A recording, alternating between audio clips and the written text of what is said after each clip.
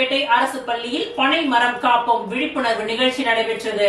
புதுச்சேரி கணுவாய்பேட்டை அரசு நடுநிலைப் பள்ளியில் சுற்றுச்சூழல் சங்கம் சார்பாக பனை மரம் எவ்வாறு சுற்றுச்சூழலை பாதுகாக்கின்றது என்ற தலைப்பில் விழிப்புணர்வு நிகழ்ச்சி நடைபெற்றது. பள்ளி அறிவியல் ஆசிரியர் தணிகாசலம் வரவேற்றார்.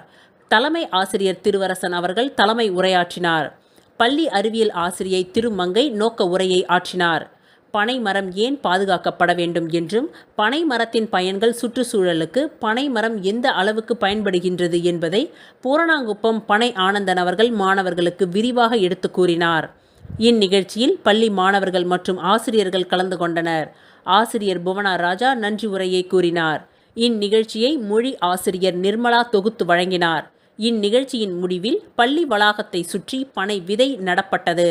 இந்நிகழ்ச்சியில் தனசுந்தராம்பாள் சேரிட்டபிள் சொசைட்டி தன்னார்வலர்கள், டோன் பேஸ் ஃபுட் ஸ்டீஃபன் ராயப்பா, சிறுசேமி ஆலோசகர் பிரசாத், நர்சிங் கேன் நரேந்திரன், பனை ஜூஸ் ராமலிங்கம், ராணியம்மாள் அறக்கட்டளை விஜய் மற்றும் பாலச்சந்தர், பிரவீன், விமல், எழிலரசன், கோபிநாத் ஆகியோர் கலந்து கொண்டு பனை மரம் பற்றி சிறப்புரை ஆற்றினார்கள்.